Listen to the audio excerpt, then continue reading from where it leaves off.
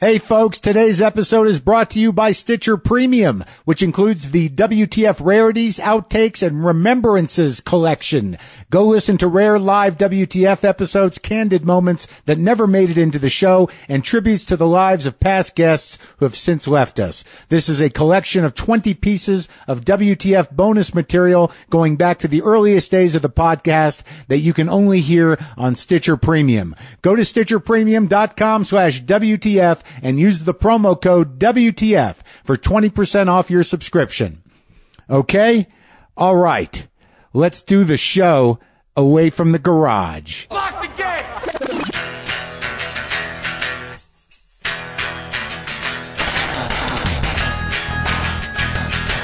All right, let's do this. How are you, what the fuckers? What the fuck buddies? What the fucking ears? What the fuck nicks? This is WTF, my podcast. Welcome to it.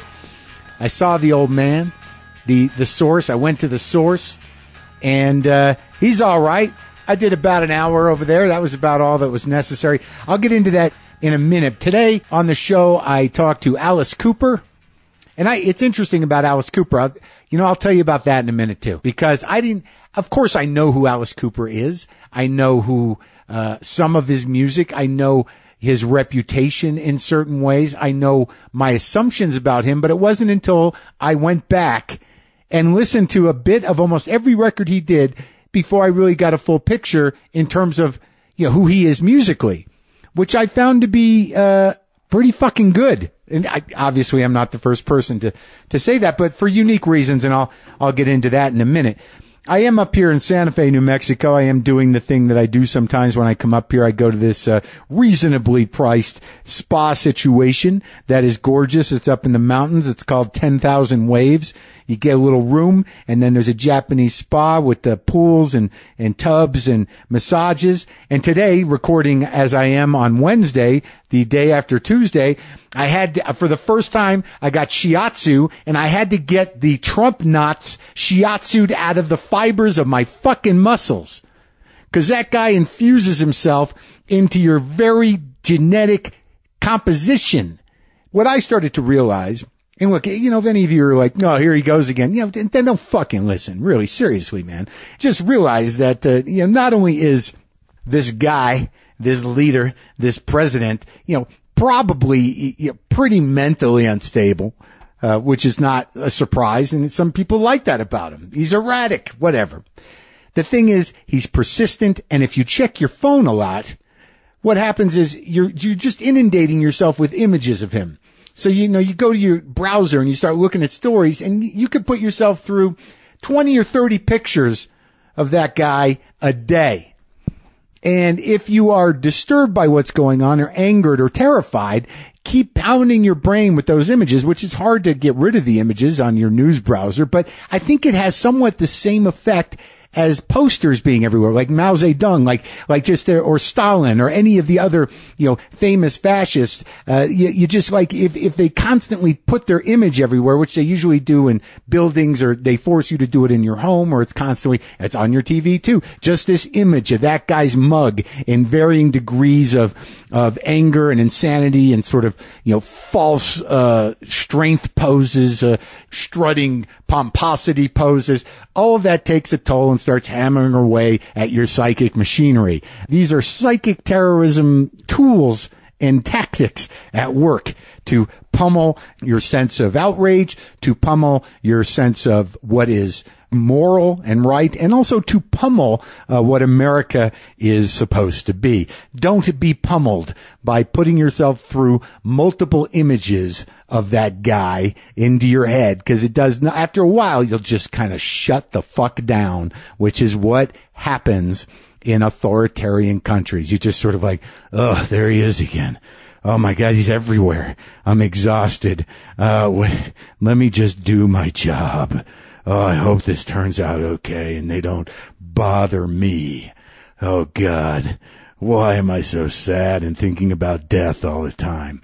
Don't do it. And if you don't know why it's happening to you, it might be the constant input of those images. And of course, anytime he spins out and goes all shitty Hitler on us somewhere in the United States, surrounded by, his cult-like following who enjoy chanting childlike slogans, that, in addition to, the constant psychic pummeling with photographs, will take its toll. Stay awake, stay vigilant, push back. Support for today's show comes from Audible.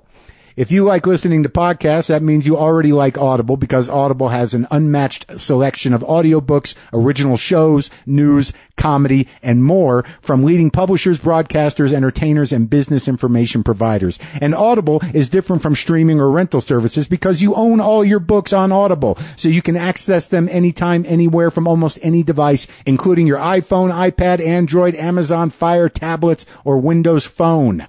Plus, thanks to the Great Listen Guarantee, if you don't like your title, you can swap it out for a new one. And now there's Audible Channels, which gives you a collection of exclusive originals, short stories, and comedy, so you always have something new to listen to, like the new audio series, The Butterfly Effect with John Ronson. Get a free audiobook with a 30-day trial at audible.com/WTF, like the new David Sedaris book, Theft by Finding. Go get that. That's audible.com/WTF for a free audiobook with your 30-day trial. Dig it. So I went and visited my dad, and this is the thing, my dad is sort of trying to downsize a bit. He's trying to unload some stuff. He was sort of a kind of an amateur art collector. He never bought too many winners, but, he moved most of it out. He used to have a lot of art in his house of one kind or another, Native American art, some indigenous art from Alaska. He had some paintings from modern painters here in New Mexico, and then a bunch of paintings by this other guy that he got sort of hooked into buying an entire collection by this guy Zerby, some encaustic abstract bits and canvases, all gone. But there's one canvas that the old man can unload, and I said, maybe I could help you out. Maybe I could help you out. Now, I don't know. I don't know if there's any nitty-gritty dirt band fans out there, or how much of a fan you are. If you know any nitty-gritty dirt band fans out there, I don't think you could know where this is going. But my father, in his living room, has a giant 68-inch by 162-inch canvas, and it is the full painting of the album cover of the Nitty Gritty Dirt Band's Hold On album. Okay, it was done by a dude named Steven Rosser. You've got the Nitty Gritty Dirt Band there, and you've got sort of a ghost bucking bronco rider there with some UFOs on it in the middle of the desert. This is a giant piece of art meant for the hardcore Nitty Gritty Dirt Band fan. Now, if you have any of those in your life, look, when I look at it, I don't know why he bought it, people. I don't know at what point in his mind he would make that decision where they're like, here's the album. He says, they told me not to open the album, the vinyl record. And I'm like, who told you? Is that going to add to the value of this particular giant painting that was an album cover for a later version of the Nitty Gritty Dirt Band? I mean, the album came out, I don't know, in the 80s. Well, I don't know anything about the Nitty Gritty Dirt Band. I know it did a couple of good ones early on, but what do I know? But I don't know why my dad bought this painting, but he's definitely stuck with it. So I thought maybe there's an outside chance that one of you out there might have this moment like, holy shit, that is my favorite Nitty Gritty Dirt Band album. How much is that canvas? He's willing to negotiate. All right? You let me know. You let me know if you're interested. It's a big painting, and if you had that moment like, damn, Hold On by the Nitty Gritty Dirt Band, holy shit, I fucking want that. I want that painting. I'll let it take up an entire wall in my house, which it will. And if you have a friend that's sort of like, oh, that's my buddy's favorite Nitty Gritty Dirt Band album, Hold On, right? I love that fucking cover. You can own the painting. I don't know why he bought it. He's had it for years. I never knew why. I don't even know if he likes the Nitty Gritty Dirt Band. I don't know the story behind it. Maybe I should have asked. But I'm just putting this out there. All right? Well, did I mention that we're sponsored today by Warby Parker, a new concept in eyewear? Contemporary eyeglasses that are extremely affordable and fashion forward. Glasses start at $95, including prescription lenses. Lenses include anti-glare and anti-scratch coatings. Warby Parker makes buying glasses online easy and risk-free. The Home Try-On program allows you to order 5 pairs of glasses shipped directly to your door, where you can try them on in the comfort of your own home and get feedback from friends, family, colleagues, the mailman, your pets, whoever. Try the frames for 5 days before sending them back using a free prepaid return shipping label with no obligation to purchase. It's 100% free, and it's so easy even I was able to do it. That's the ad copy taking a shot at me, but it's true. It was really easy to do. And for every pair you buy, a pair is distributed to someone in need. So head to warbyparker.com/WTF to order your free home try-ons today. Warby Parker makes your experience completely risk-free, and there's free shipping all around. And make sure to download the Warby Parker app from the App Store to use the Home Try-On Companion feature, which makes it easy for your friends and family to help you pick a winner. That's warbyparker.com/WTF to begin your free home try-on experience today. So Alice Cooper. Now, Alice Cooper is, there are a lot of people who love his stuff, and there's a lot of stuff to love, but, he's also known, he's very out Christian. He found Christ later in life, or refound Christ later in life after years of drugs and alcohol, mostly alcohol. No problem talking Jesus, no problem talking music, no problem talking booze and drugs, and no problem telling stories about his career in show business. And I found him to be a completely pleasant, solid, professional dude. And one of the reasons I had him on, I met Alice Cooper the first time at Conan O'Brien. I had this moment where I was watching him. This was just like last year. And he was putting on his show. He had a hat on, a cane. He was doing sort of a shtick. And I realized, holy shit, it's all shtick. This guy is a traditional, almost vaudevillian showman and always has been. He's real show business. Alice Cooper is real show business. And I'm like, I'll talk to this cat anytime he wants to. But what I didn't realize is that he's also real songwriter, man. I mean, and obviously some of you are going how did you not know that? But what I didn't realize, it's like the songs that, he did a lot of great anthems. 18 is great. School's Out for Summer is great.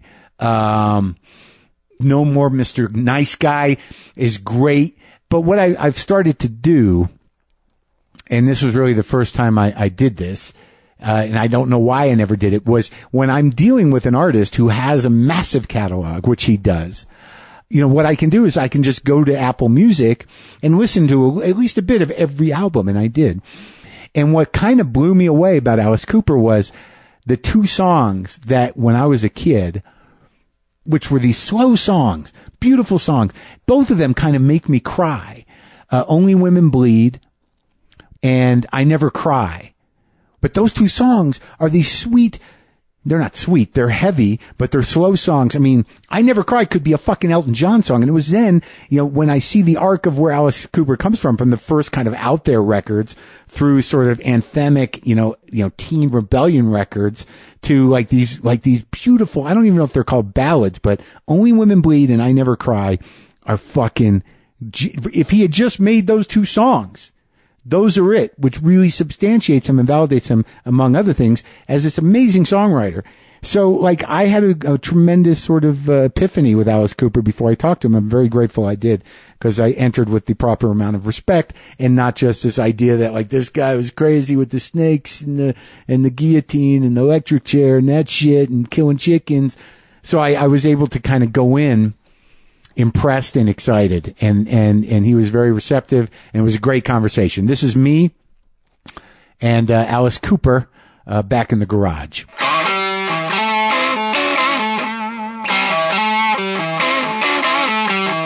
It's cool, though. It's like going to an old FM radio station. Right. I used to love to go to FM radio stations. Oh, where they had the records? They still have the records up on the wall? And they said, what do you want to play? You go, let me just Paul look. Butterfield. Yeah, right.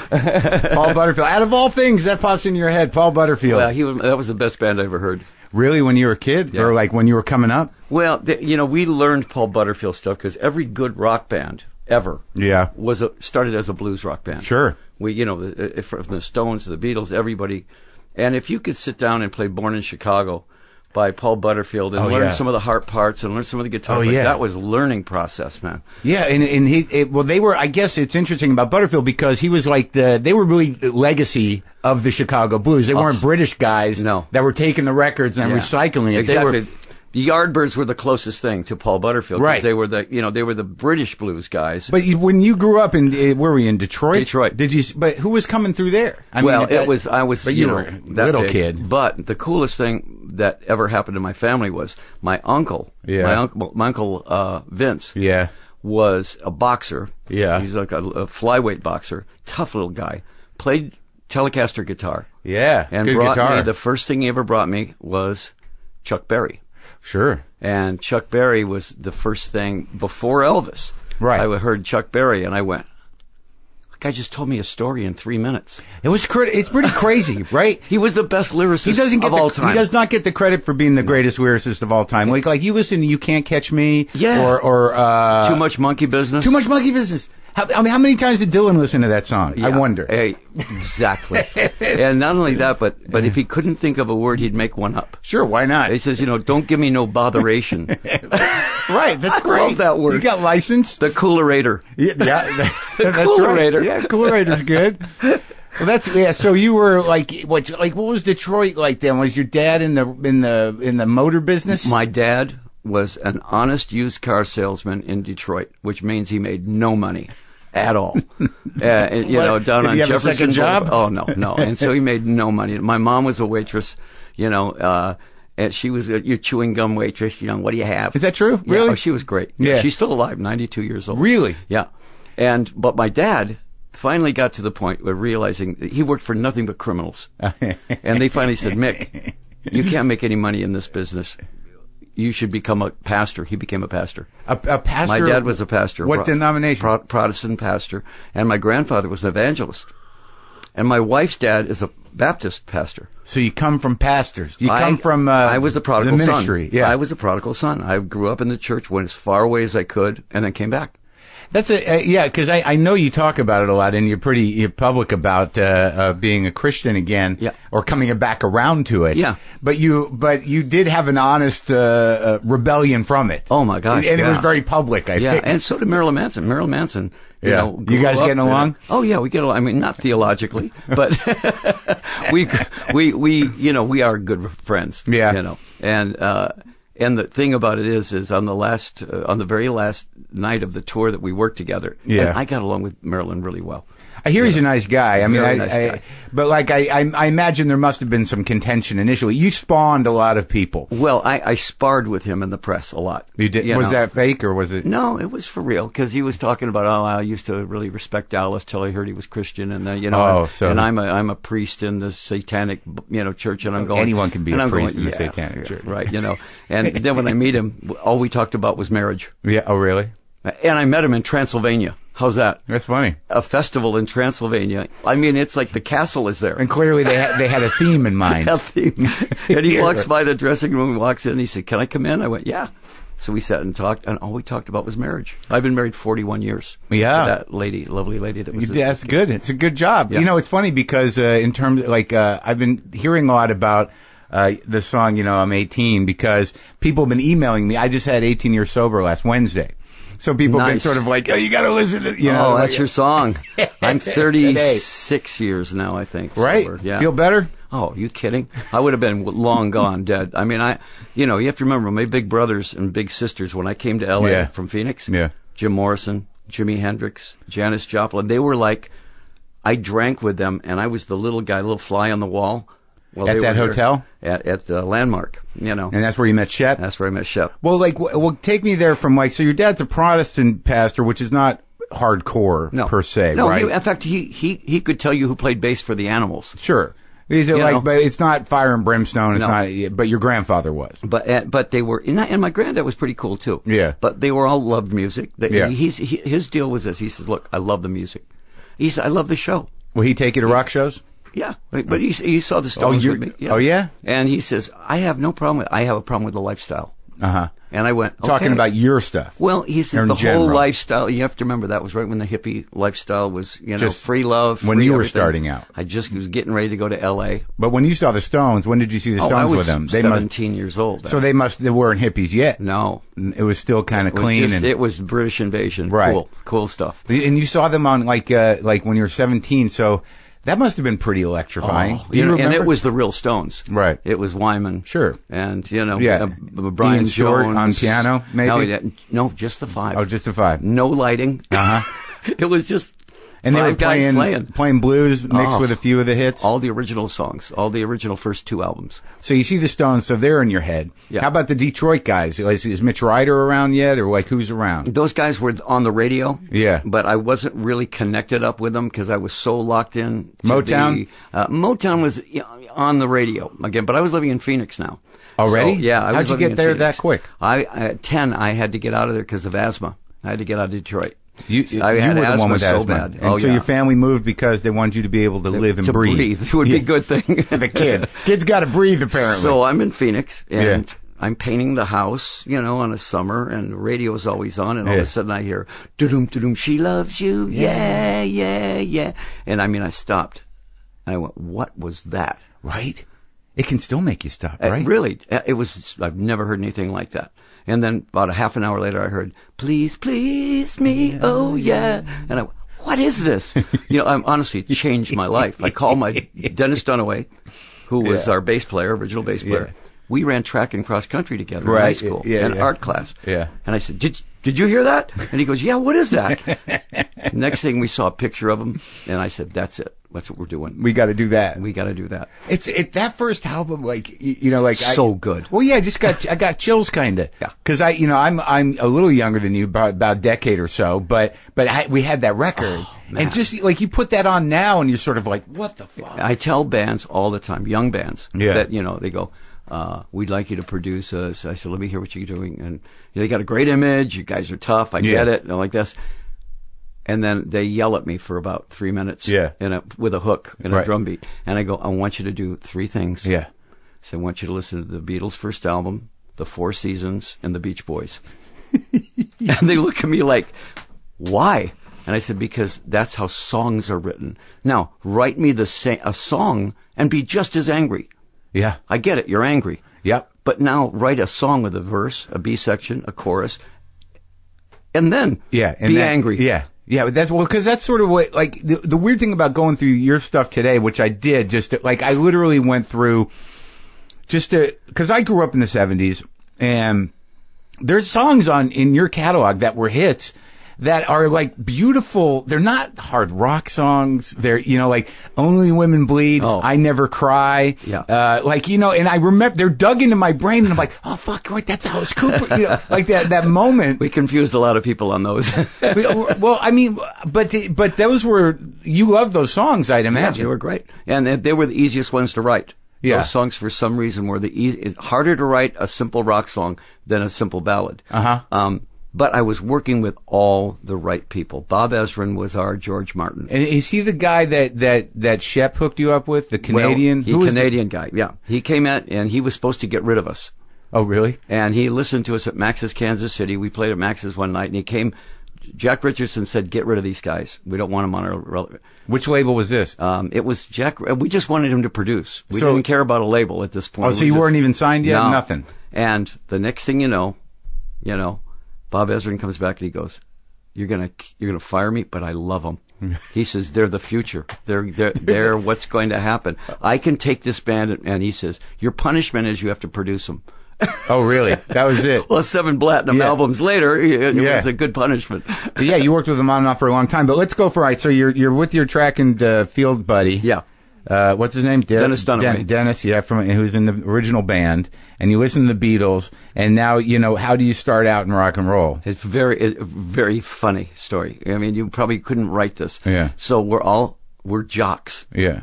4-year letterman. Really? Yeah. So you're a senior at this time? Track and cross country. No, freshman. Okay. So I got 4 stripes here from track and cross country. Dennis has 4 stripes.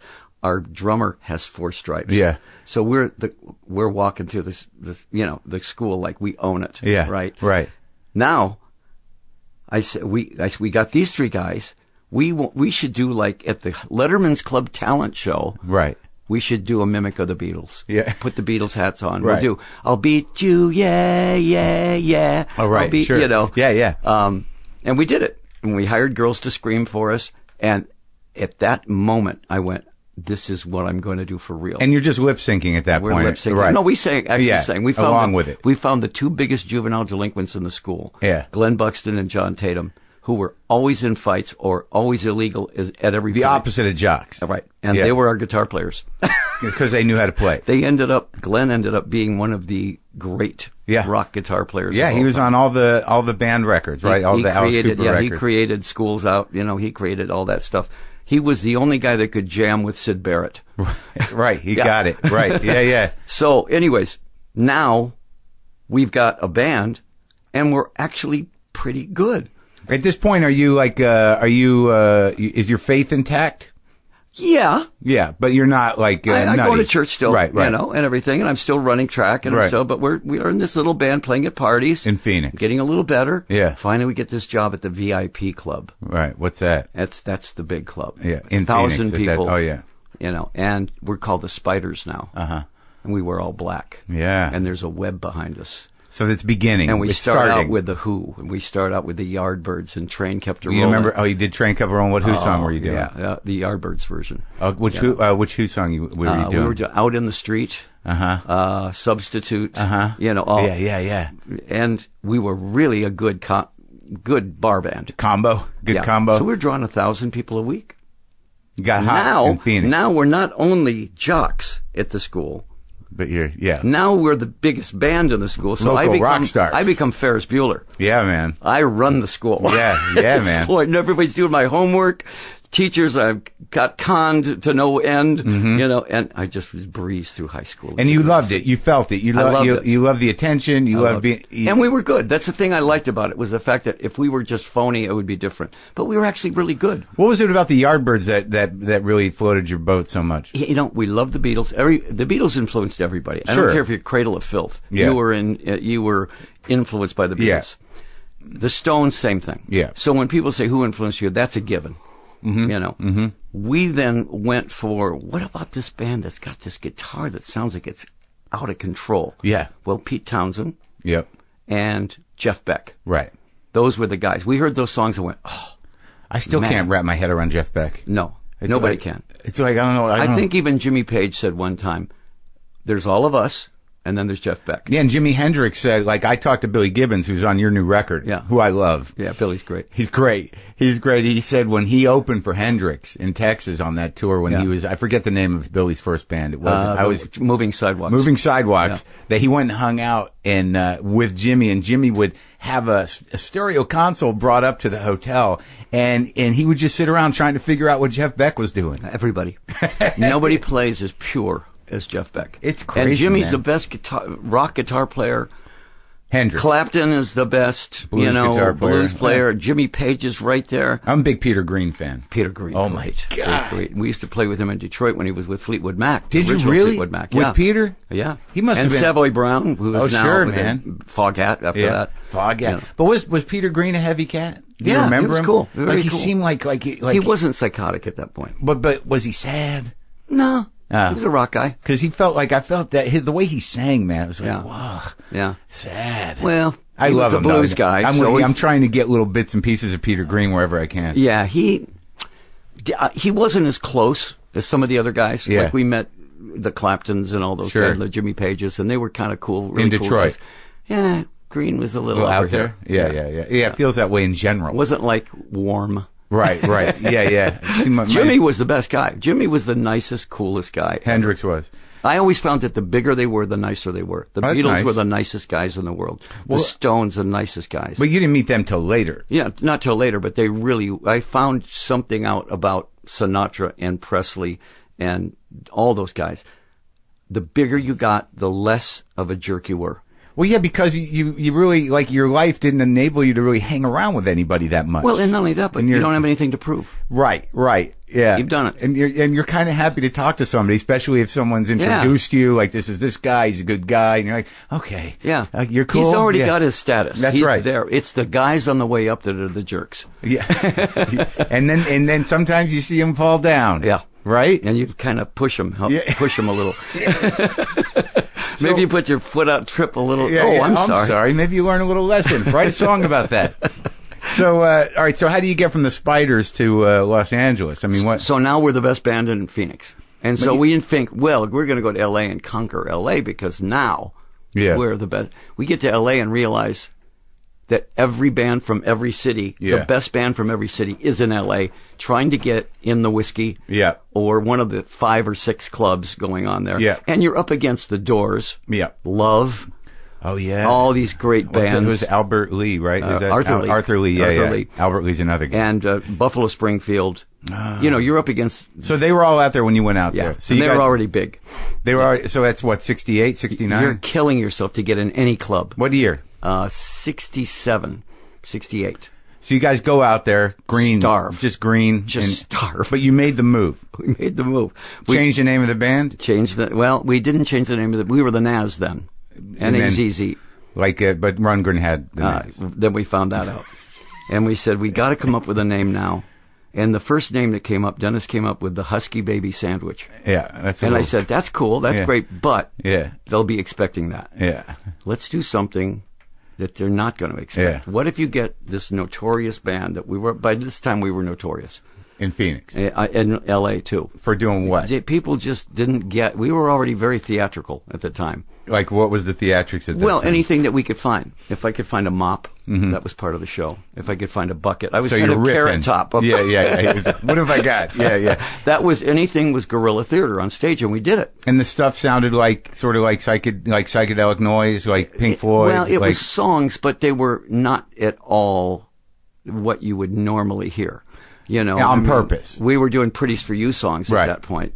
And even, which is, I like that record, because it's weird as hell. It is weird as hell. And did you find at that time you were being intentionally weird, or? Yes. We were art majors, and everybody sounded like this. I said, if we can just throw a little Yardbirds, and then do this, and Dennis would bring in these songs. Yeah. When we played them for Frank Zappa, Frank listened, and he says, I don't get it. Frank didn't get it. Yeah. That's a problem. And I went, is that good or bad? And he goes, no, it's good. He says, I don't get it. And he says, what? You have 5 songs that are 2 minutes long and has 37 changes in each song. And it never goes back to one of the changes. Right. I went, yeah. And he goes, I don't get it. Yeah. He said, where are you guys from? He said, San Francisco. And I said, we're from Phoenix. He goes, okay, now I don't get it at all. Right. You're supposed to do cowboy music there, So he signed us because of that. You were an art school major? We were all art majors. In college? And just in high school. Oh, you were just art guys and jocks and rock stars. But we were really way into Salvador Dali. We were way into really obscure electronic. But we were also way into West Side Story. Yeah.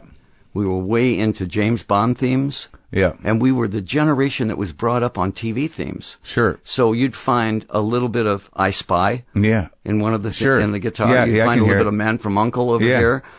And also, like, I noticed that there is sort of like, what's the word? It's not...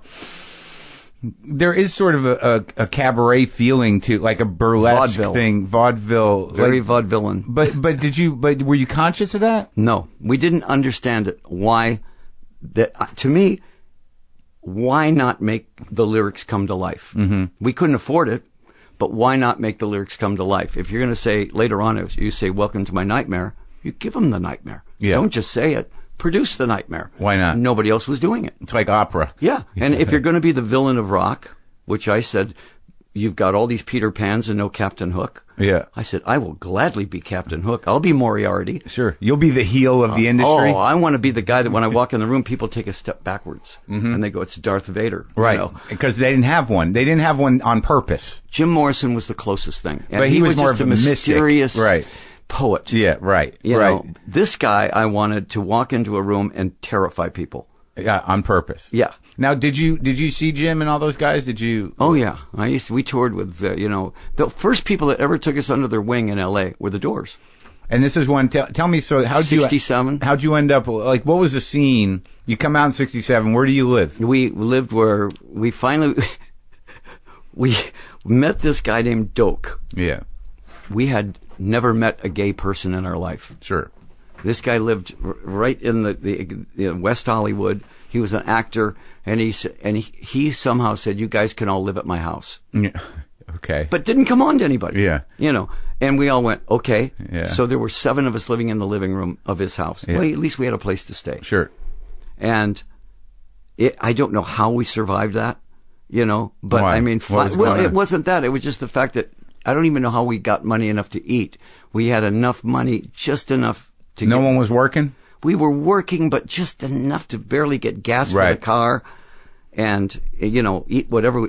The idea was at that point, find a girlfriend who has a job. Yeah, that's always the rock idea. That was it. Yeah, we had to do that. Yeah, I don't think he invented that one. And then when Mike Bruce would take his girlfriend into the bedroom, we would go through her purse, but we were smart enough to only steal $20. Sure, right. Yeah. $20 would feed the band for a week. From stealing money from your parents. That's exactly Where's right. Dad's wallet? And we could rationalize it. It's for the good of the band. And she'll know that if we get caught. Yeah. So if we all had girlfriends, we could live. Yeah, good. You had a real business plan in place. Yeah. So how'd you tell me about that hotel where you met Shep, though, and where Jimmy and Janice and everybody took? I mean, it's so funny because Shep and I always have different stories on how it all worked because we were high all the time. Well, that's what Shep said. Like he was basically a drug dealer. Shep was a drug dealer. Yeah. So we're living at this point now. We're playing at a place called the Cheetah Club. Mm-hmm. And we become sort of the house band there. The Nas does, right? And we're playing every night, and we finally get a house. But free house. Yeah. We're living in the Chambers Brothers basement. Wait, in Watts. Wait, what? Chambers Brothers had a house in Watts on Crenshaw. Yeah. We lived in the basement. How'd you hook up with the Chambers They were Brothers? friends of ours, and they just said, hey, look, I know you guys don't live anywhere. You can have our basement. The Chambers Brothers just happened to be friends of yours. Yeah. And happened to be friends of Shep. Mm-hmm. And we hadn't met Shep yet. Mm-hmm. So. Friends meaning they got drugs from Shep. Right. Right. And so finally, at some point, Jimi Hendrix comes over. Because Jimmy knows the Chambers Brothers. Sure. Now, crazy as it sounds, in Phoenix, when Jimmy played Phoenix, we met Jimmy. Right. And we came up out of the basement like rats, and he goes, hey, I remember you guys from Phoenix. Yeah. Oh, yeah. All right. So anyways, he goes and he meets Shep, buys grass from Shep. Yeah. And he goes, Shep, you're going to get busted. You're a young Jewish guy in L.A. You got a lot of money. They're going to figure this out. Yeah. That you don't have any means of support. Right. You should be a manager. You're Jewish. You should be a manager. That's what Shep. I know that sounds very stereotypical, but that's exactly what it was. Yeah. And he said, I know this band that needs a manager. Yeah. He's talking about us. So we go over to Shep's, we knock on the door, and I knock on the door, and it's a fog bank. It looks like I can't see 2 feet in front of me for the smoke. Yeah. And when I clear the smoke, there's Jim Morrison sitting on the couch, Janis Joplin, Jimmy. At that hotel? Jimmy. The Landmark? Is that what Landmark Hotel. Yeah. And, we could make a joint last for a week. Sure. Because that's all we had. Well, it wasn't even that good a pot then. Shep goes like this. It takes a handful and just, he's here. And I went, that's our manager. Yeah. I love this guy. So that was it. Never any piece of paper. You know, it's interesting. Shep and I had 48 years. Yeah, he's a great guy.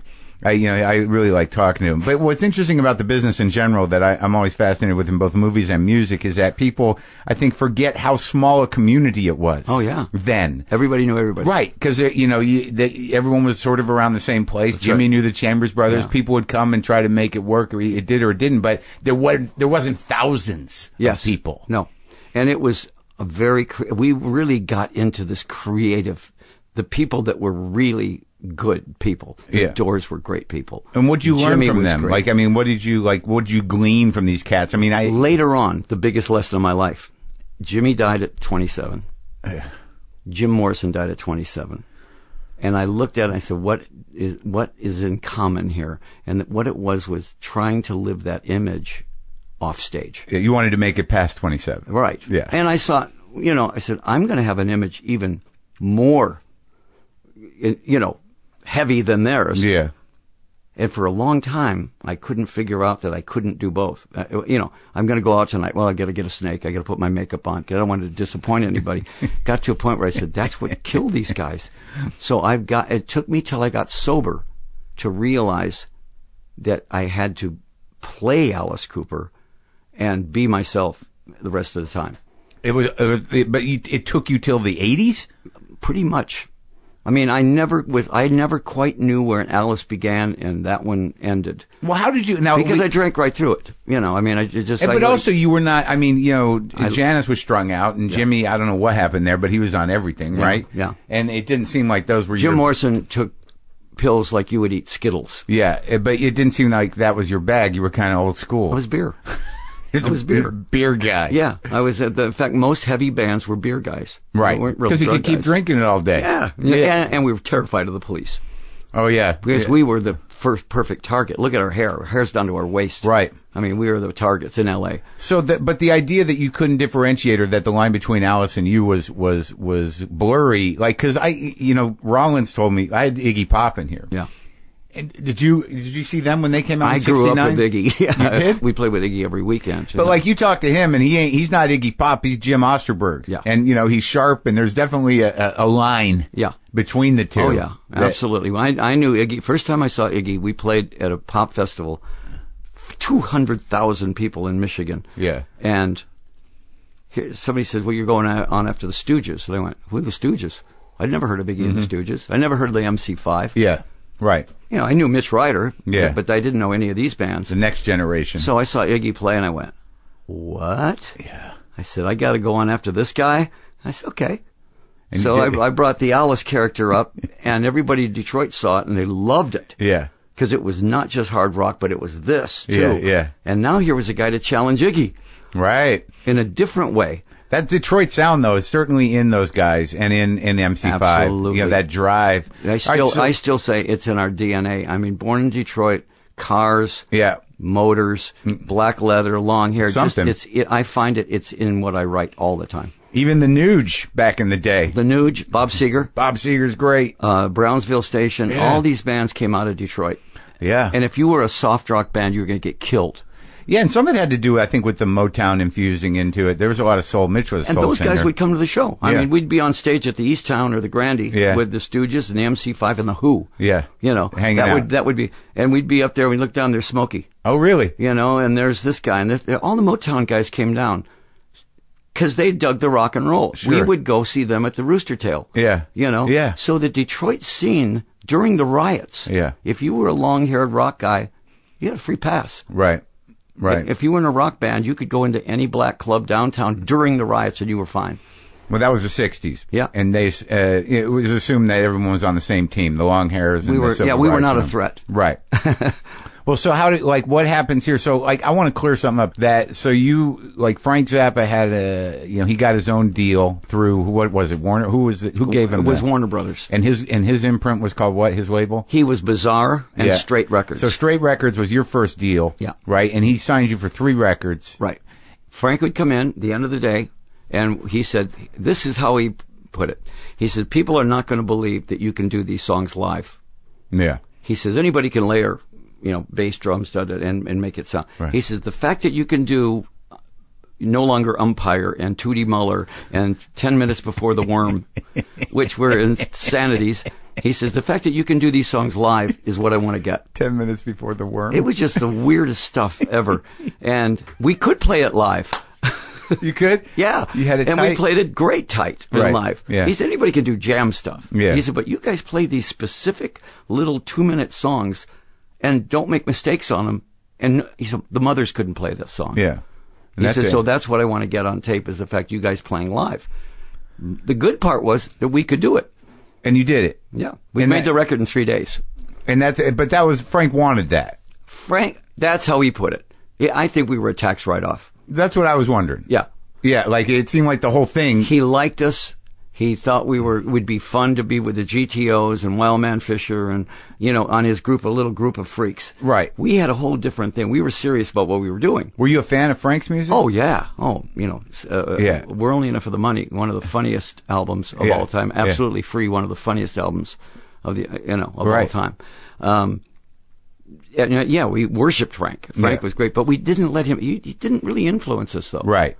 But everybody thought that we were influenced by Frank, and I said, no, he was really not any influence on us. Well, that's what Shep sort of thought that it was sort of a setup somehow. It felt to me that that it was the tax write-off idea, but you don't really feel that way. I feel that it was a little bit of each. I think the tax write-off thing came from Herbie Cohen.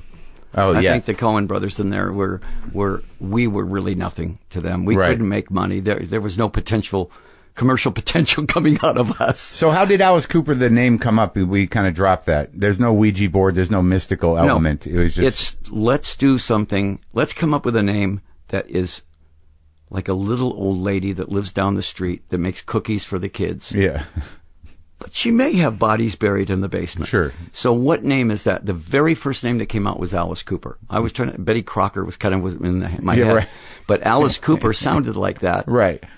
And it stuck. Yeah. We kept coming up with names, and everybody kept coming back to Alice Cooper. So at the time then, you guys, it wasn't unusual. People were, it's the 60s, so people are outfitting themselves in a big fashion. Yeah. So the spectacle of rock was starting to evolve in a way that involved characters. It was happening, right? Yeah. And you chose to be the bad guy.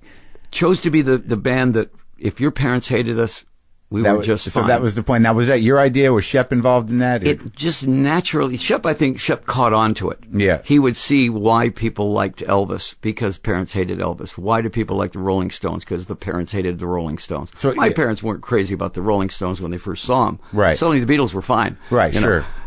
So taking that little nugget, all of a sudden Alice Cooper was going to be this super mega villain that was going to really upset everything. And Shep's learning too as he goes along with you guys, because he's just he's a former drug dealer turned manager. Yeah, and not only, but it wasn't a day of internet. Right. Everything was built up on. If we did a show with a snake, a 2-foot snake, the next day it was a 14-foot snake. Sure. In the papers, that worked. And he said he released the chicken, right? Didn't Shep plant the chicken? To this day, he will never tell me that he planted the chicken. Oh, I thought he said he did. But the chicken story was so brilliant because, after I think about it, we're on stage. The very last thing we do is we open in Canada? up. You in Canada? In Canada at the Toronto Peace Festival. Yeah. 60,000 people. Yeah. We're on between the Doors and John Lennon. Oh, yeah. So we're on the very last peace thing. We get up there and we play our Pretty for you. Are you dressed up? Are you totally?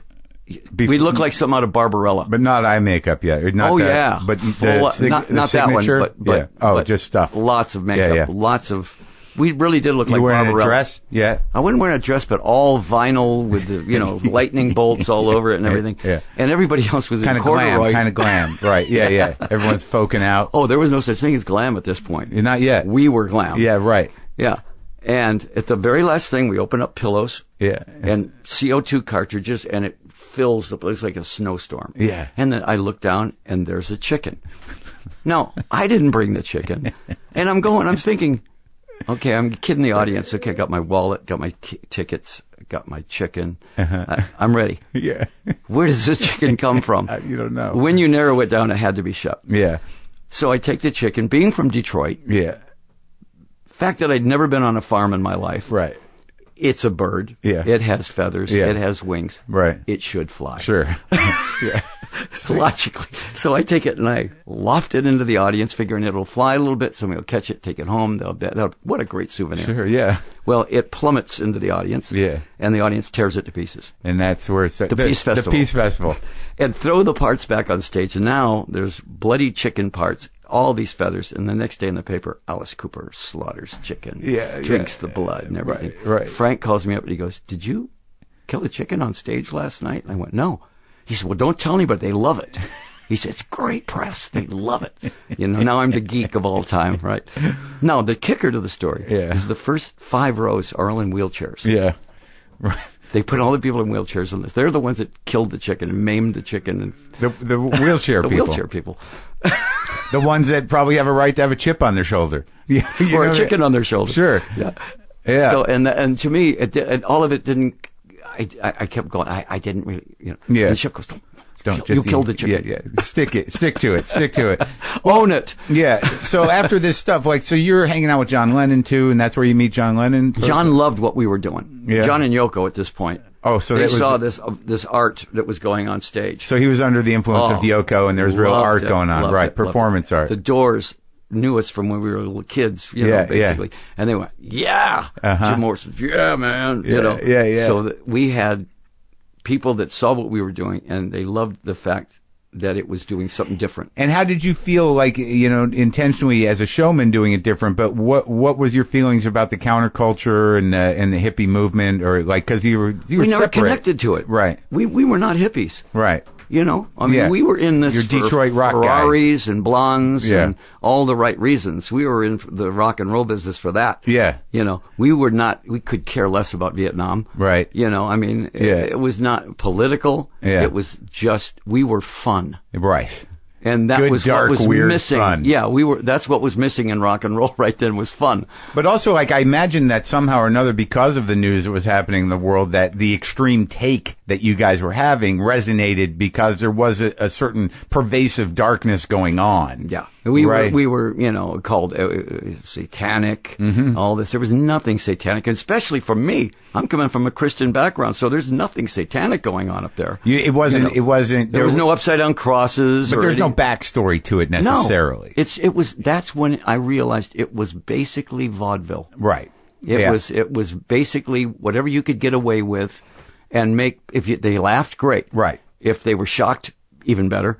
Right. So as it evolved into, guillotines, mannequins, electric chairs, the snake. Pure vaudeville. Right. You were like, what else can we do? But it was, the great thing was you had to do it with this very straight face, like you really meant it. Mm-hmm. And to this day, I still do it that way. Right. And when you do that, people, I think, know they're buying into a character. Well, I mean, it seems that, that a lot of your stuff throughout the years spoke specifically to a kind of, adolescent isolation and anger. Yeah. And, we were outsiders. Gaga's doing the same thing right now. Sure. I just saw Gaga the other night in Vegas. Yeah. And that was all about be yourself, be the outsider. Right. Be accepted. Don't let them bully you. Right. You're perfect the way you are. And I went, yeah, I get that. We represented the great disenfranchised. Right. All the kids that didn't like Crosby, Stills, Nash and Young were our guys. And that, right. And you sort of set the table for what, metal became in a lot of ways. And punk. Yeah. Yeah. Yeah. That's right. You're pre-punk. Yeah. Right? Very pre-punk. Even actually, without knowing it, I think Iggy Pop was easily the punk master. No, definitely. There was nobody like that. And it only could have come out of Detroit. Right. Because they were the real deal. Yeah, they're great, man. Those Ashton boys. And nobody ever said punk. They just said this. Well, it didn't really show up for another, 69, that first Stooges record. So by 72, the 3 of those records are done, and then they kind of disappear, and then not until 76. Well, they always give the Ramones that punk. Yeah, but that's 76, 77. The Ramones were feasting on Iggy and the Stooges. Well, I mean, I realized today that, I want to be elected and I want to be sedated are pretty close. Very close. Joey told me that. He did? Yes. He says, I want to be sedated. He says, yeah, elected. Really? Yes. Oh, that's hilarious. Yeah. Because I called him on it. Oh, when I heard it, I was laughing. I lived in New York. I said, I want to be sedated. And he goes, yeah, I know. Oh, that's so nice that he copped to it. He seemed like a sweet guy. Oh, he was one of the coolest guys. And, he says, you guys, all we listen to is you and the Stooges and the MC5, and that's how we became the Ramones, He copped to it. I was listening today, and I'm like, wait a minute. Oh, yeah. And this morning, I cross-checked the dates, and I want to be elected, and I want to be sedated, and I'm like, yeah. So that's and that was, that was Lennon's favorite song. I want to be elected? Elected. He used to come to the office in New York. He'd come in, and he'd listen to the acetate. I want to be elected. And he'd leave. Yeah. He'd come back the next day. Let me hear that again. He'd leave. Shep would play it for him. Leave. Finally, he's leaving the third day, and I'm coming in, and he goes, "Great record." Oh, you yeah. know? And I said, "Oh, thank you, man." And he takes about 4 steps, and he goes, "Paul would have done it better." And I went, "Well, yeah." Paul. I said, "Well, of course he would have, you know." And at that point, Lennon was on his own, and and Shep, I guess, was the Harry Nilsson, John Lennon, and that whole scene. Yeah. And in L.A., that was the Hollywood Vampires. That's your group. That your was gang? our drinking club. We lived in L.A. then. Go to the Rainbow every night, and it would be Harry would show up, bring John if John was in town, Keith Moon, yeah, Mickey Dolenz. Really? Bernie Taupin, myself, and whoever else showed up. See, to me, that's an interesting alignment that, like, I don't think I put it together till this morning that, you did a record with Bernie Taupin. Yeah. And, like... Bernie was my best friend. Really? Yeah. And it's just like, in my naivete before, really, like, looking at the overarching view of your career, like, I would never associate you with Elton John. Yeah. But, but so many of the songs are like, even that, like, the couple albums ago where you played with Bon Jovi's guys. Yeah. That, most of the great Alice Cooper songs are very accessible songs. Yeah. A lot of that has to do with a guy named Desmond Child. Uh-huh. Desmond Child, I listened, when that 80s thing happened, we had already been established. Disco Plague was already kind of in motion. And you're talking about the ballads? They would only play ballads from rock bands. Right. Kiss, Beth, Aerosmith, Alice Cooper only would play. Dream On. And they would only play our ballads. Yeah. So was it like it was necessity? Yes. We still needed to be on the radio. Yeah. The rest of the album was all rock songs. Exactly. Right. So all of a sudden, there's Bon Jovi. Yeah. And there's Motley Crue. Right. And there's Warrant. And all these coming along right with MTV. Yeah. Right exactly with MTV. And what are they doing? Great shows. Yeah. And what do they got? Great image. Yeah. Really swagger. Yeah. And all of them are making great records. Yeah. And I'm listening to these records, I'm going, wow, good. And you'd already had one life. Yeah. And this is sort of like, I'm looking at it and going, okay, I get what they're doing. And finally, somebody's doing big shows. Right. With production. Right. And rock and roll's fun again. Yeah. Yeah. And Guns N' Roses. I mean, there's some real swagger on stage now, which was desperately needed. And that's still 80s, is right now. The 80s, the Roxy, that whole scene. Right. So everybody had glam was going on.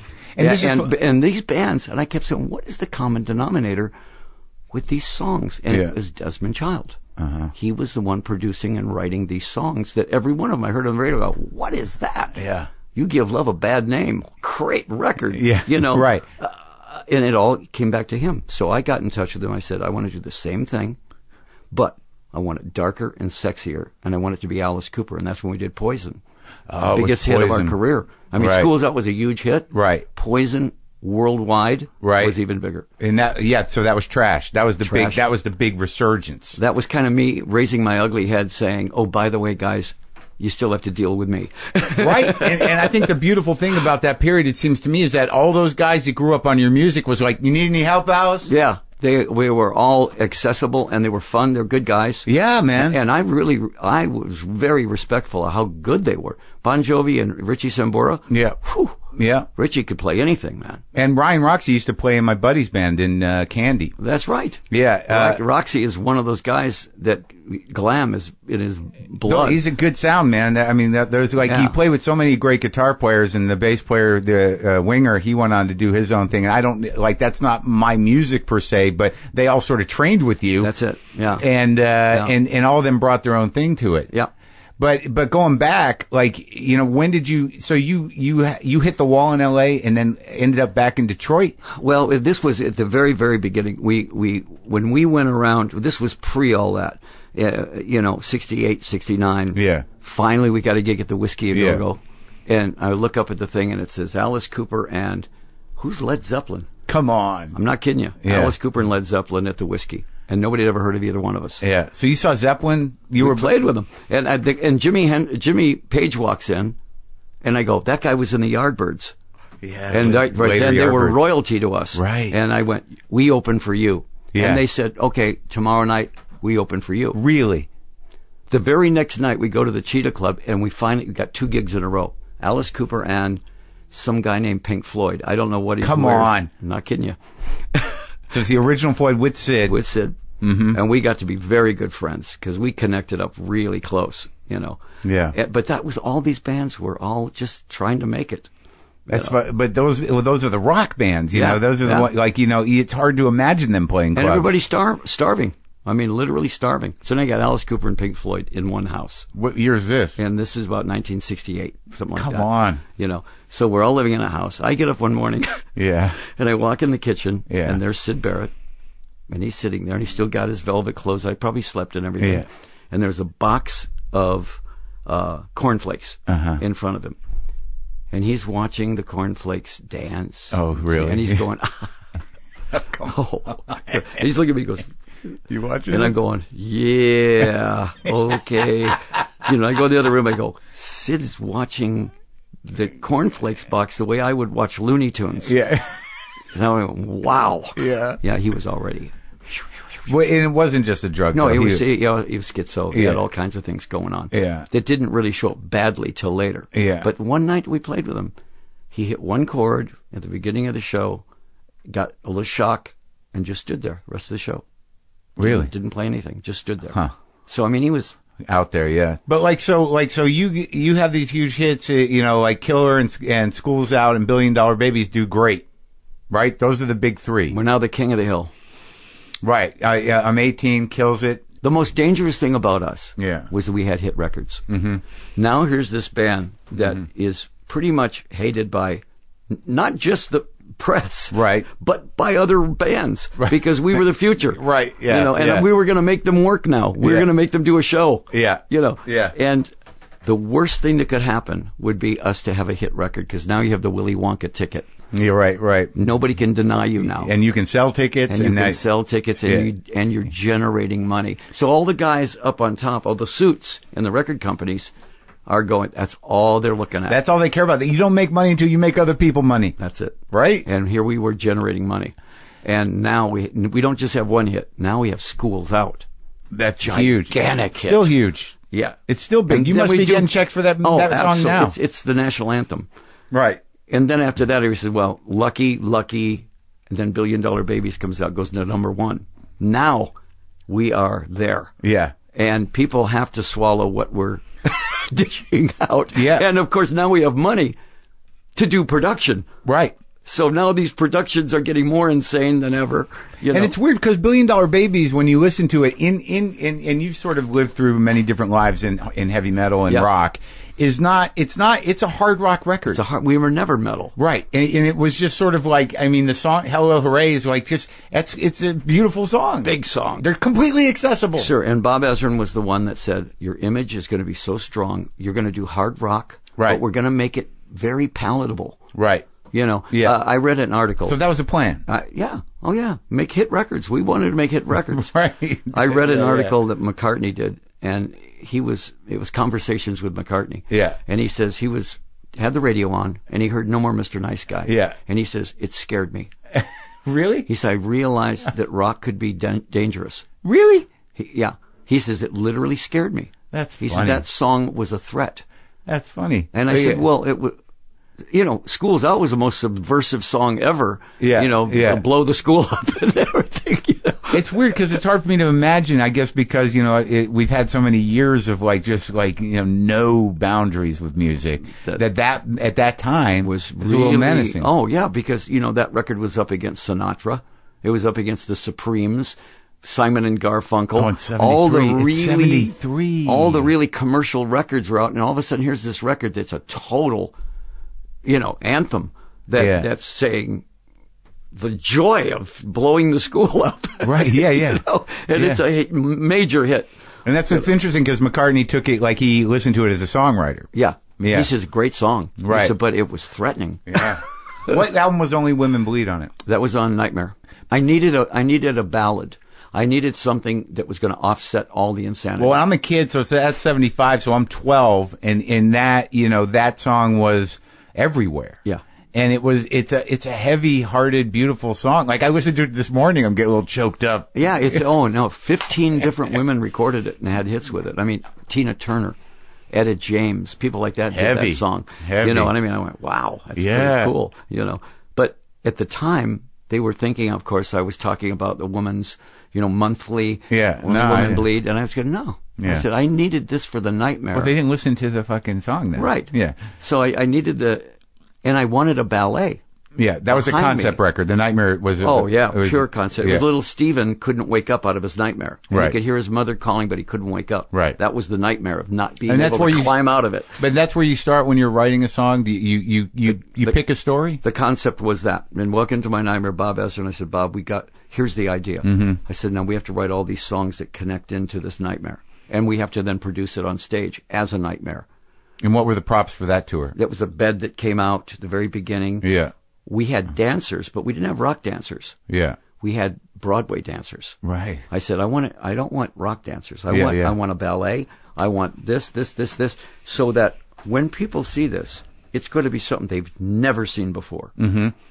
Mm-hmm. It's a Broadway show, except on our terms. Right. And you were thinking Broadway. That's funny. Yeah. So the bed comes out, and Alice is on the bed singing Welcome to My Nightmare. I hope you like it. And all of a sudden, dancers come out from under the bed, because that's where all the monsters live, under the bed. Sure. And they're really good. And people are just sort of like, what's going on? What the hell is this? And is this post-guillotine, Oh, yeah. We didn't, I think in that show, we did the guillotine. But we had a, 14-foot Cyclops that came out. We had that you killed? They actually pretty much killed me. I finally pulled his head off and stabbed him with it. But so this Iron Maiden months. Iron Maiden owes you a thanks, too. Oh, yeah, absolutely. We were using Eddie way before they were. But there was no there was no limits. Yeah. Yeah. We had a budget of whatever we wanted. I said, I want David Winters from West Side Story to choreograph it. We got him. Really? We got Disney to build the characters. Uh-huh. We got, everything worked. Yeah. And Shep and I looked at each other and said, I put every penny I have into this production. So he said, so did I. Yeah. It's better work. Yeah. But we had Bob Ezrin. Yeah. And that was the $1 billion, or the Welcome to My Nightmare tour? And it worked. Killed. It was just, we couldn't do enough shows. It sold out like months in advance. It's great. And how did you choreograph this stuff? Did you have to hire somebody specifically so you didn't kill yourself? Yeah, that was basically David Winters. Yeah. And then we brought in certain people for special effects, like we bring in Amazing Randy. Yeah. The magician. Oh, you had a magician on staff? I said, how do we do this guillotine so it looks exactly right? Yeah. I want the head and I want blood to splatter into the audience. Yeah. And if you're wearing white in the front, I said, you're going to get covered. Right? Yeah. Perfect. He figured it out. I said, how do I get out of this? How do I show up here after they see me here? And we did all that stuff. Oh, and you used to, I just remember, wasn't there some sadness, or like, you used to hang yourself too? They did the hanging. That didn't work one night. And you almost killed yourself. Well, it's a wire. Yeah. That connects to the back of your thing. And I said, how do you do this? The stuntman came in, showed me how to do it. Very safe thing. It stops you an inch before. Oh, God. Right? How you doing Every that, night man? when that floor dropped in, I was going, it would just stop right there. Oh, God. This one night, the wire breaks. Oh. And so as soon as I feel this, and I can feel that's more tension than, I snap my head back, and it goes up over my chin. Oh, God. If I were Jay Leno, I'd be dead. Yeah. With the chin, So, but I luckily, and I went down and knocked myself out and had a burn right here. But it must have broken in enough time to where it didn't snap your neck. It didn't snap my neck because I felt the pressure But the drop, it must have dropped and then boom, and then broke. It couldn't catch me. It didn't catch me under here. It happened very quick. Catch me under there. Holy shit. But you can't believe how fast your brain works to save your life. Yeah. Boom. Yeah. And this wire that was only this big piano wire now is this big. Oh, you still do it? Well, if we do it. Yeah. We always have it. And you're shit-faced on top of it. And on top, but never on stage. No? That was the crazy thing. When I went in for my alcoholism, right, to the first time? I was up in Cornell University. Uh-huh. And the guy says 77. So he says, how much does Alice? I blame everything on Alice, of course. He says, how much does Alice drink on stage? Yeah. And I went, well, when I'm playing Alice, I never drink. Right.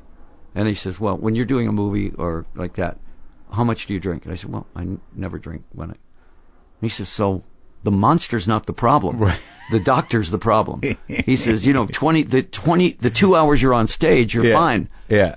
The other 22 hours, that's the problem. You're the monster. And I went, yes. I never thought of it. I always thought it was Alice that caused the drinking.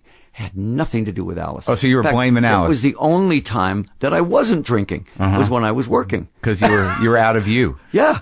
When I was on stage, I was clear. Yeah. You know. And when you first have that, like, before we get into the recovery, like, how did you have these relationships with, like, you know, you talk about Elvis, you talk about Sinatra. I mean, obviously, you know, Nielsen, who I got into real heavy a couple years ago. Oh, Harry was great. What a fucking voice, dude. Yeah, and what a writer. Yeah. I mean, the guy. Well, he was, you know, the Beatles called him the best, writer in America. You can hear a lot of, in Lennon's solo work, you can hear a lot. And McCartney, some of the... Oh, really? The honky... I mean, some of these, you know, show tune kind of things. And even the production a little bit. Yeah. But how did you have relationships with Elvis and Frank Sinatra? I know Shep told me you and Groucho were buddies. Groucho and I were... Well, Groucho came to the show out of curiosity somehow. What year are we talking? Probably... Well, let's see, when did he was 86 years old. Yeah. It was when we were doing, well, it was always vaudeville. It didn't matter what era it was. Right. In. But he comes to the show, and they said, what did you think of Alice Cooper? And he says, Alice is the last hope for vaudeville. That's how it got started. And I said, that's the greatest compliment. Now Groucho and I are buddies. Shep ends up managing him. Yeah. Because from what I understand, it was possible mismanagement going on. Right. Oh, then they did that live record. Right. Yeah, right. Yeah. And Shep could... Yeah. And Shep never got paid. He said, I don't want to get paid. He Told him right up front, he said, I don't want to get paid for anything. I just want to balance your books. Yeah. And I want to make sure you're okay, yeah. Yeah, make sure you're okay. So we got to be really good friends. Yeah. He'd call me up 2 a.m. Mm-hmm. Alice, can't sleep. Come on over. Okay. Yeah. So I'd come over, he'd be in bed, he'd have his beret on and a cigar. Yeah. You know, and there'd be a chair next to his bed. Yeah. With a 6-pack of Budweiser. Uh-huh. And he'd say, we'd sit and watch movies. Oh, really? Movies. Oh, that's sweet. And this guy would ride up on the horse. Like this, you know, and they go, you know. And he'd say, see that guy? I go, yeah. He says, gay. And he goes, no, he wasn't. I said, that, you know, he never knew if he was. He was telling you all the stories. He says, see that nurse there? Yeah. Yeah. The Catholic nurse? Yeah. And, well, Harpo and Chico both nailed her. You know?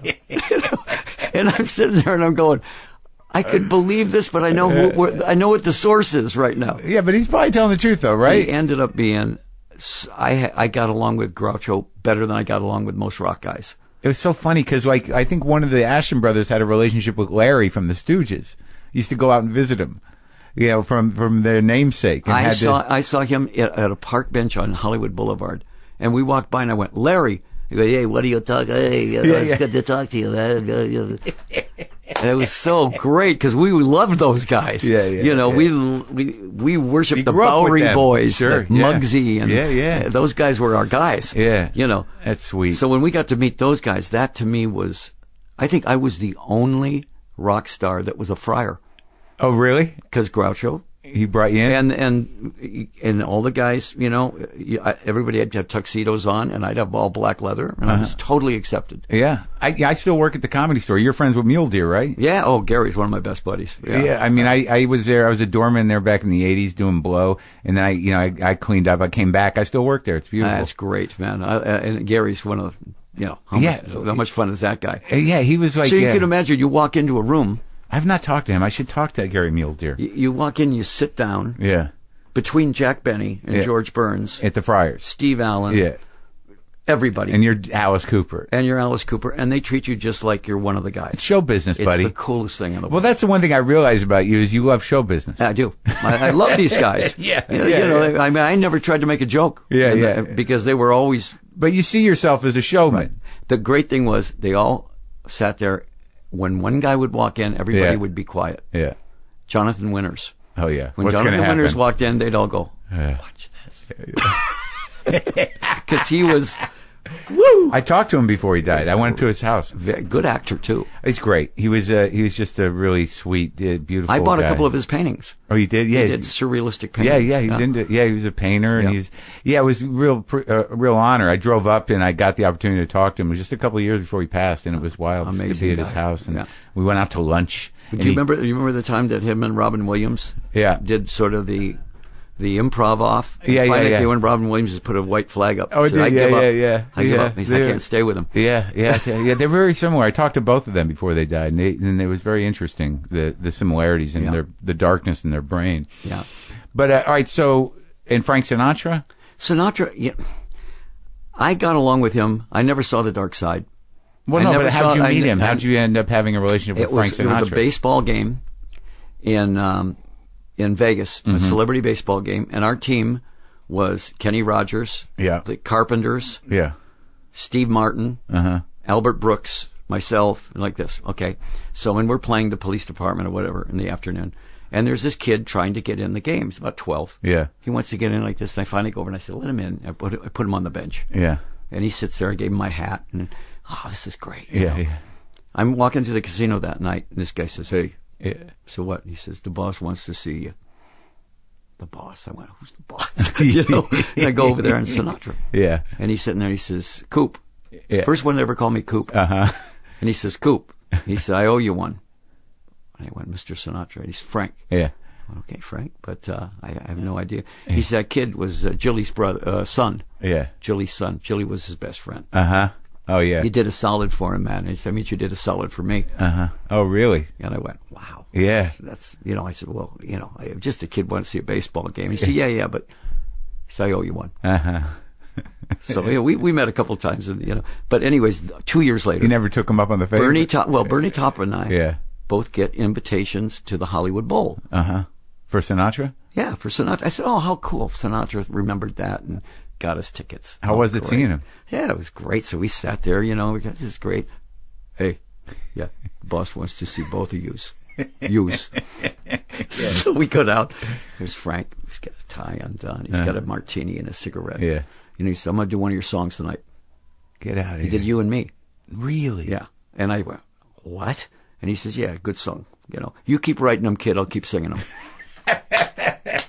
And he said, Bernie, he said, I'm doing one of Elton's songs. Yeah. He did your song. Yeah, he did. And that's how he paid me back. That's fucking... And I just went, I said, you can't... I said, that's more than I could ever think of. That's beautiful. And he says, I just do songs that are good songs. He said, just happen to be yours. Yeah, that's amazing. And then I got to know him a bit better afterwards, in the Friars Club and everything, and I always got along with him. Yeah. Peter Sellers was another guy that you never saw the dark side of him. Yeah. He was always just... He was Clouseau sometimes, and he was this guy, and he was in it. But I never saw the dark side of him. Sure. Well, they didn't see the dark side of you. Yeah, no, they really never did. I mean, it means, like in retrospect, it's something you completely understand. No, they got it. They got the fact that I played the character. Right. They were all actors. They got it. Right, but you didn't quite get it sometimes. Yeah, sometimes I was a little bit. Yeah. Who am I today? But it's amazing that you're sort of like when I saw you at Conan just like what was it, less than a year ago, and I was watching you, with the cane and I'm like, this guy's a showman. I'm Fred Astaire, man. Yeah, man. All right, so let's go into the middle and because obviously we could talk all day, but when you do hit the wall with alcohol, because you're just drinking beer, did you not really know that you were beer and whiskey at 10 o'clock? Right. Okay. Whiskey at 9 o'clock. Whiskey at 8 o'clock. Yeah. Pretty soon it's whiskey at 8 in the morning. Okay. Yeah. And shaking and everything? No. I was Dean Martin. Did you come from it? You come from alcohol? No. I had no idea that alcohol was running me. I just figured, hey, it's part of the thing. I was never drunk. Yeah. I was always on this golden buzz. Yeah. Which is dangerous. Sure. Because you don't realize what's going on in your body. Right. And you're not realizing it takes a lot to feed that buzz. It keeps getting more and more. Pretty soon the pancreas is... Yeah. I get up in the morning, throw up blood. Right.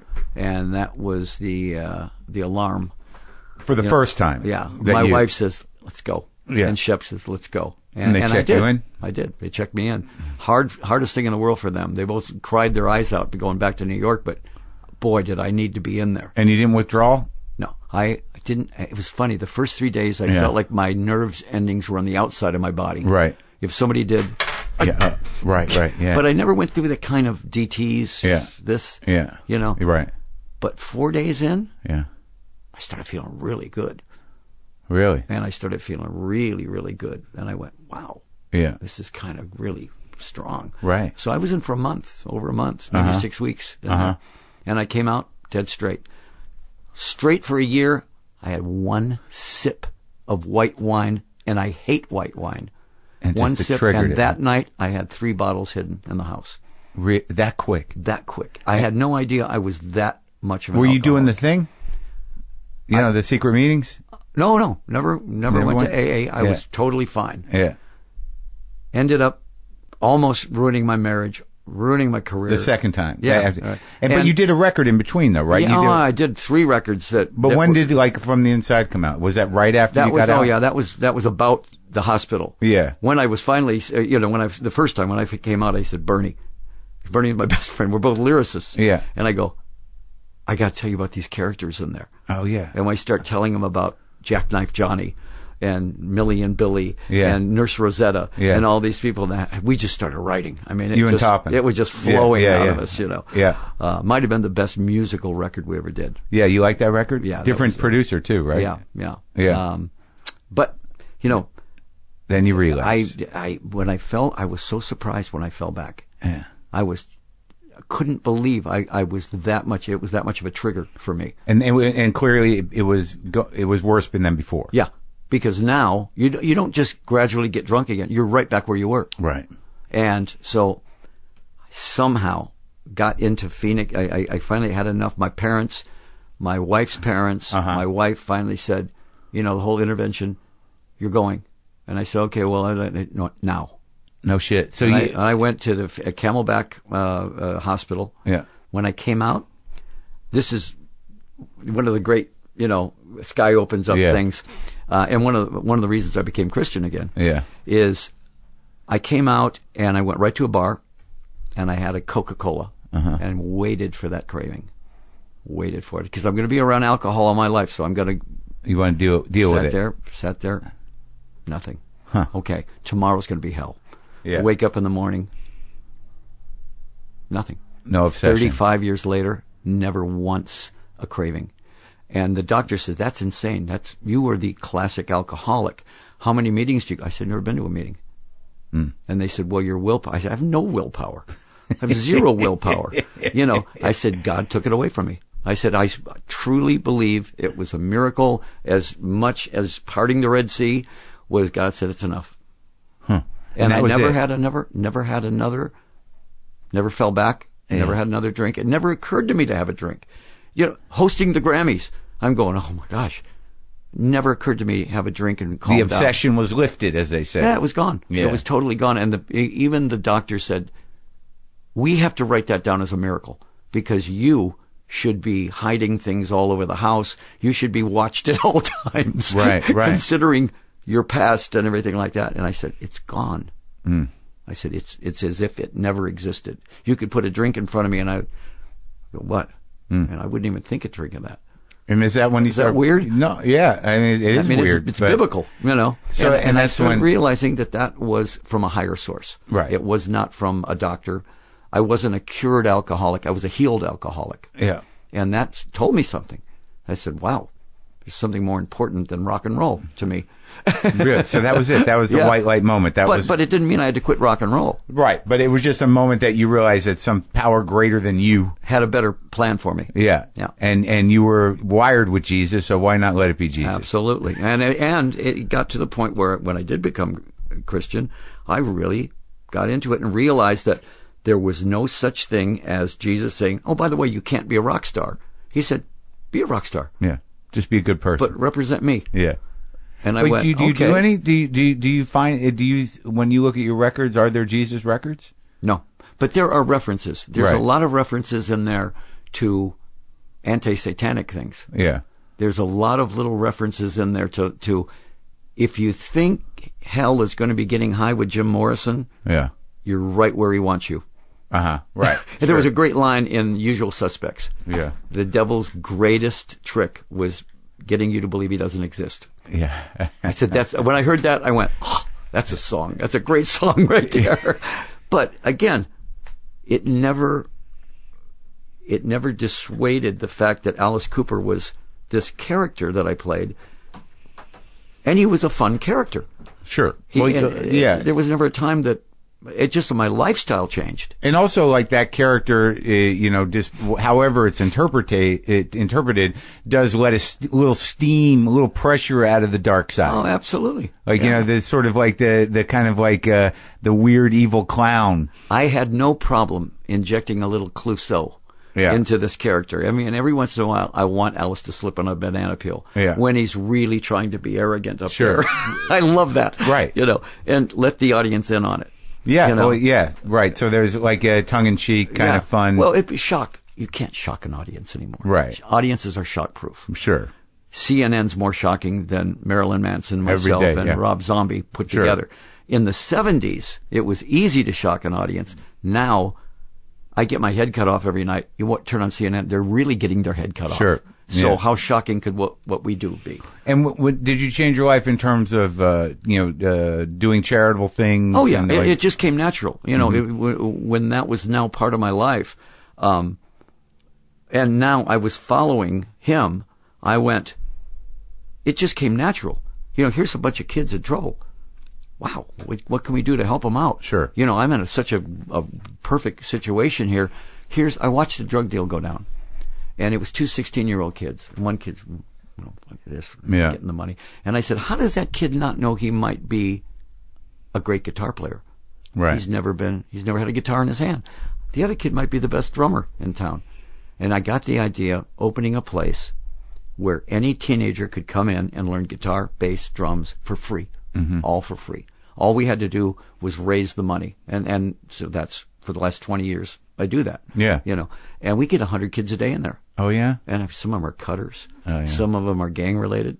But here's a 16-year-old kid now that's playing guitar instead of selling meth. It works, huh? So his whole life changes. That's sweet. But it really is a cool thing to do. It's fun watching these kids develop into good players. Sure. And Wayne Kramer does a thing too, another ex-junkie and Detroit guy, MC5. He does the guitars for jails. You find that the guys that have gone through it and have been on that side and survived it, always try to find a way to help kids out. Yeah, and you help other rock guys too, right? Well, if they, I have people always come to me and they say, you got to call my brother because he's an alcoholic. And I go, I can't do that. Yeah.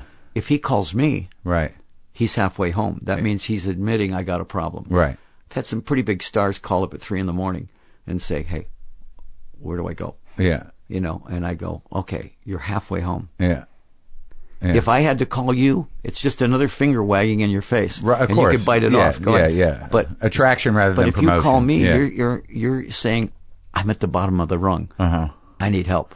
Okay, now I can direct you somewhere. Sure. And it's public knowledge that you helped Mustaine out, Dave Mustaine, right? Dave Mustaine. I just saw Dave, and we played in Budapest together. And he's a hell of a player. He looks great, man. Yeah. He looks great, but he had a real problem. Yeah. Yeah. And I just finally back of the neck, gruff of the neck. Yeah. Come here. Yeah. But, that's the guys that had the worst problems are the guys that usually end up being the most charitable because they're thankful that they're not there anymore. And now they go, well, how can I help some other kid not to get to that place? Right. So your last fucked up record was the Dada record?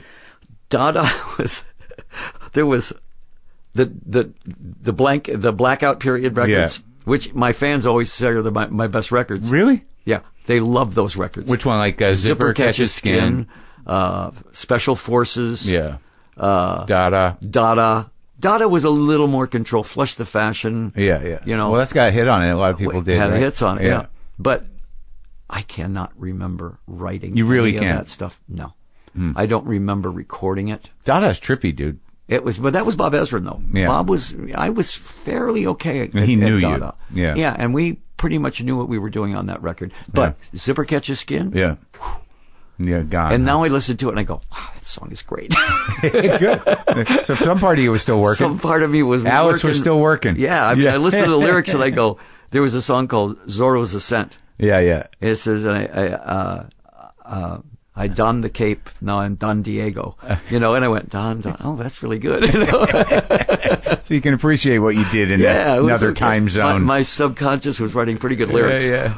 But then, like, I guess, so you took 3 years off, and then and then Trash turned everything around again. Yeah. And a whole new generation of metal guys, hard rock guys, and a lot of guys that you influenced came to your sort of side, and, and you made this great record. Yeah. And I think at this point, I was trying to prove the fact that I was still in the game. Yeah. And I was still something to be dealt with. And you could still sing and still write songs. I mean, that's what you did. And now I was working with people that were really good, and I was on a roll up. I was rolling up. You're working with a new kind of guitar player. Yeah. Like the actual style of guitar playing changed in those 3 years almost that you were gone. These guitar players were good guitar players, man. Yeah. I mean, they weren't just, schlock players. They were good.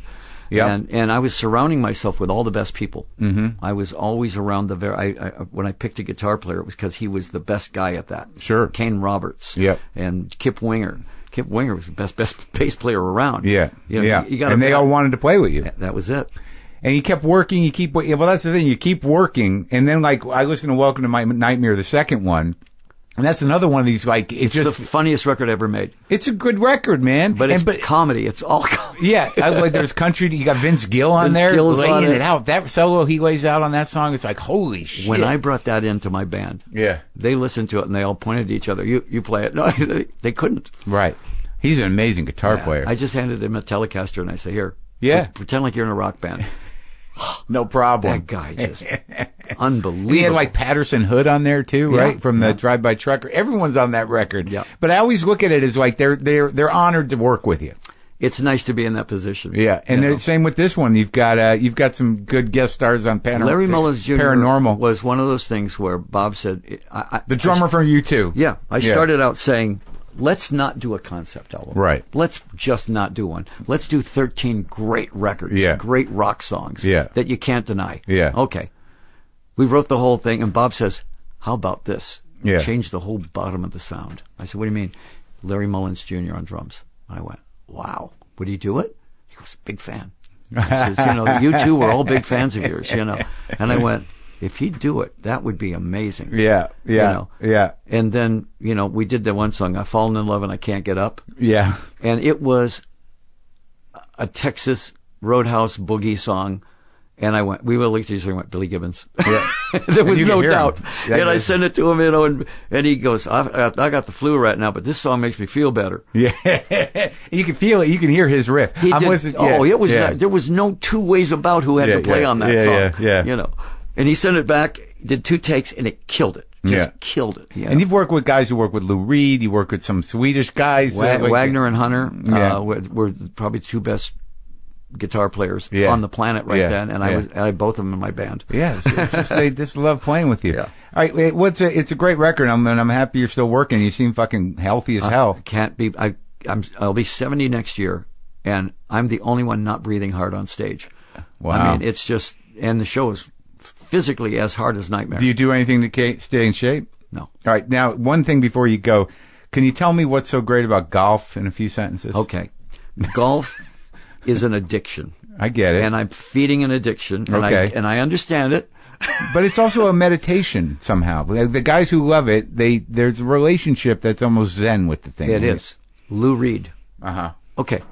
I lived with Lou Reed at the Chelsea Hotel in the worst of times. You did? Yes. With those times in New York where you walk by Andy Warhol times? And you see, you see those guys with just their key in the door because they couldn't get it open, so you open the door and push them in. Yeah. Close. Those times. And Lou Reed, the last time I saw Lou Reed, he says, "Hey, Alice, hey man, how you doing? Good, good." He says, "I'm pushing the ball to the right."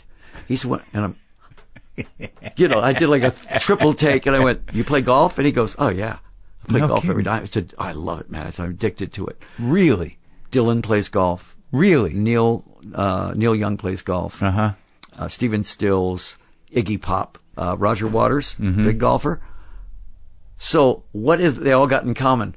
Yeah, okay, I get it. Right. They were all guys that survived the drugs and drinking thing, and all of them got addicted to golf. Mm. I read a thing one time that didn't surprise me. Fred Astaire was talking about W.C. Fields one time. Yeah. In the prime of their career. Yeah. He said, "What is this golf thing?" Yeah. And W.C. Fields, "Come on out." Fred Astaire hit one ball, and was addicted. And he says, it almost ruined my career. First time it's always free. He hit it down the middle. Yeah. And it felt so good to watch that ball just disappear down the middle. That little click. And he says he started missing rehearsals. Oh, he couldn't get off. And pretty soon he said, I had to stop playing because my career was suffering from it. Wow. It gets so addictive. If you hit 6 good shots, it's like taking 6 good hits. No, and you'll chase it all day. All right, I'm sold. I'm going to try it. And I also wanted to say sorry for your loss with Glenn Campbell. Glenn was, he could hang with the Rat Pack or the Sex Pistols. But you guys were tight. No, we were tight. Yeah, we had a lot in common. We were both, alcoholics that weren't alcoholics anymore. We were both Christians. Yeah. His guitar playing was... It's great. He was another Vince Gill guy. Great. Beyond anybody. And Jerry Reed, too, is another one of those guys. Another guy. Right. But Glenn was... I watched that documentary. It's just funny as hell. Yeah. Funny as hell. And our families grew up together. Our kids grew up together. It was definitely time, though, huh? Yeah, it was merciful. Yeah. He got to a point where he couldn't remember anything, and it was just... that disease is so vicious. Alzheimer's terrible. Because you just go away and you can't... Pretty soon you just disappear. Yeah. It's terrible. Well, God damn it, was, not to use that. It was great talking to you. It's all right. It's Father Maron. Right? Yeah. You're the other Father Maron. Good. It was real fun, and I'm glad you're doing well. We got to come to the show tonight. Where is it? We're at the Greek Theater. Really? Yeah, it's us and Deep Purple and Edgar Winter. Edgar Winter. What time does that start? I think we're on at 8. All right, I'm supposed to do comedy. Maybe I'll do it. Oh, if you have a show, no, I understand. It's great, man. And I got family in Phoenix, so I'm out there a lot. My ex-wife was from there, but my brother lives there. Oh, great. And so I used to hike up Camelback. I live right off of Camelback, the nose of Camelback Mountain. Maybe you get. Well, I'd just annoy you if I went on a golf course with you. No. Well, I'll get you. I'll get you addicted. Don't worry. All right, buddy. Thanks, man.